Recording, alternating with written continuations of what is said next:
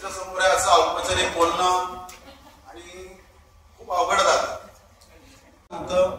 या प्रशालेमध्ये त्यावेळेला आम्ही जगलो. तर कार्यक्रमाची सुरुवात आपण करूया. सर्वप्रथम मी व्यासपीठावरील मान्यवरांना विनंती. झालं त्यांचं प्रदर्शन किंवा सर्वच मला बाकी काय सांगायचं आणि त्यांना खूप खूप शुभेच्छा. कारण मी घरी बघायला गेलो होतो ना, त्यांनी भरपूर चित्र काढून दाखवली मला सगळे. म्हटलं घरी घेऊन काय करता, म्हटलं प्रदर्शन करता मी कसं करणार काय करणार असं बरंच चाललं. पण आज शेवटी प्रदर्शन झालं त्याचं एकदम छान झालं, सुंदर झाले, मला फार आवडलं. आणि मला वाटतं इथल्या उपस्थित बरेच लोक मला ओळखत पण असतील, कारण मी स्नेहसंमेलनाला तुमच्याकडे नाचायचे आणि मला कंपल्शन होतं ते. तर आईबद्दल काय बोलू, ऍक्च्युली सगळं मनोहर दादांनी कव्हर केलंय. पण एक सांगते की प्रत्येक चित्र बोलतंय, मला बोलण्याची गरज नाही. आणि प्रत्येक चित्रामध्ये एक गोष्ट लपली आहे. जसं तिथे एक चटई काढणारी, चटई बनवणारी बाई आहे, तर ती बनवताना दिसली तर तुम्हाला त्यात काही सौंदर्य दिसणार नाही ऍक्च्युली. पण आईने ती जेव्हा चित्र म्हणून काढली तेव्हा त्यातलं सौंदर्य. आज का दिन हम सभी के लिए बहुत स्पेशल है. हम सब यहाँ इकट्ठे हुए हैं एक सपने के पूरे होने की गवाह देने के लिए. मेरी अत्या रंजना काळे, जो आज आप अपना पहला आर्ट एग्जीबिशन इतने बड़े लेवल पर लगा रही है. यस, रंजना काळे, नॉट कोळककर, क्योंकि आज काले फैमिली से रिप्रेजेंट करने सिर्फ नहीं है.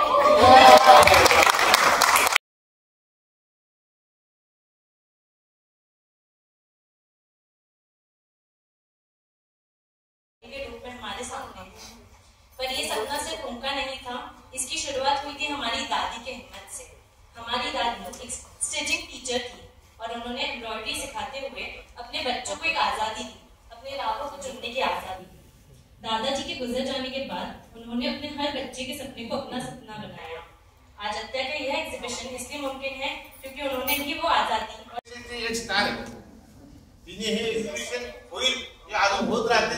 आमचं लहानपणापासून मला तर स्वप्न होतं. आमच्या घरात लहानपणी आमच्या घरातल्या भिंतीवर एक गणपतीचे चित्र त्यांनी असंच येत होतं काढलं तर अजूनही लक्षात आहे. शिक्षणाचा विषय असेल, क्रीडा असेल, कला असेल, प्रत्येक क्षेत्रामध्ये माणूस पुढे जातो. परंतु खूप वर्षांनी मॅडमनी त्यांच्या सर्व मुलींनी आणि घरच्यांनी ठरवलं की बाबा प्रदर्शन व्हायला पाहिजे आणि प्रदर्शन आज भरलंय. त्याचा खूपच आम्हाला सर्व विद्यार्थ्यांना, सर्व मित्रपरिवाराला आनंद होतोय. चित्र काढायला लागती ड्रॉइंग रूम होती, तिथे बोलवायचे, त्याच्याकडनं भरपूर काम करून घेतलं त्यांनी आणि त्यांना शिक्षणही खूप दिलं फडणवीस सरांनी. फडणवीस सर आमच्याबद्दल आमच्यासाठी आदर्शच होते. आणि कोळककरांचं म्हणजे काय, मध्ये असायचं आम्ही तिघजण, त्यावेळेस ते भरपूर कामं करायचे. आता आंबेडकरबाईंनी सांगितलं त्याप्रमाणे त्यांना इतकं चित्रकलेचा एक छंद होता, ते करत बसायचे. त्यामुळे कित्येकदा ती चित्र काढतायत म्हणून आम्ही पण बसायचो चित्र काढायला. तेव्हाही आल्या या, उद्या येऊ परवा येऊ करत होत्या. म्हणजे नाही विद्यार्थ्यांची पण भेट होईल, तुम्ही या. त्या आल्या, सर आले, मला खूप छान वाटलंय. सगळ्यांचे चेहरे पाहून मला छान वाटते. हे माझे विद्यार्थी एवढ्या वर्षाचे खूप जुने, म्हणजे त्यांचे चेहरे मी विसरले, पण नावं काही काही जणांची आठवतात, पण तेच असतात ना की मिळतात, मला मिळतात ते आता असं ते म्हणायचे. तर ठीक आहे म्हटलं. ते म्हणायचे की आपलं चित्रांमधून सांगितलेलं जे काही आणि माझं चित्र बोलेल तुम्हाला काय सांगायचं ते, म्हणजे त्याच्या कपॅसिटीप्रमाणे. किती त्याची कपॅसिटी आहे काय माहिती मला, पण मला जे सांगायचं ते चित्रातून सांगितलेलं आहे. एका ठिकाणी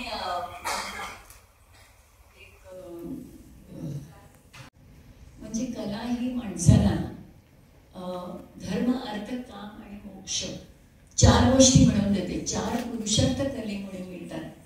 आणि परमेश्वराकडे नेणारी जी असते ती कला असते. कुठली कला असो, गायन कला असो, चित्रकला असो. ते कलेत रंगले नाही तर रंगले नाही तर काय.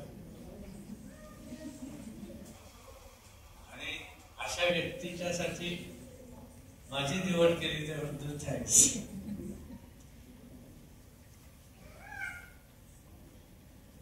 लावटी आहे, तुम्ही आहे, मी आता 80 आणि लावटी 2-4 वर्ष जास्त असेल.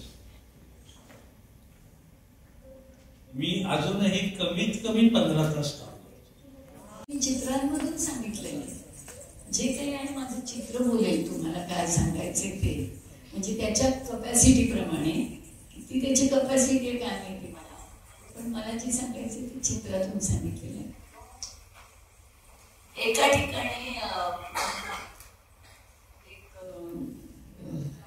कसे लावायचे, त्याच्यानंतर कशा फ्रेम झाल्या पाहिजे, बुकिंग करण्यापासून ते काल रात्री जागून पूर्ण तो सकाळी पण इथे एकटा आला होता, त्यांनी पूर्ण मॅनेज केलं. So thank you so much. आणि मी आशा करते की तुम्हाला ही आईची सगळी चित्र आवडली असतील. एक एक चित्रामध्ये खूपच काही आमच्या आठवणी आहेत लहानपणी.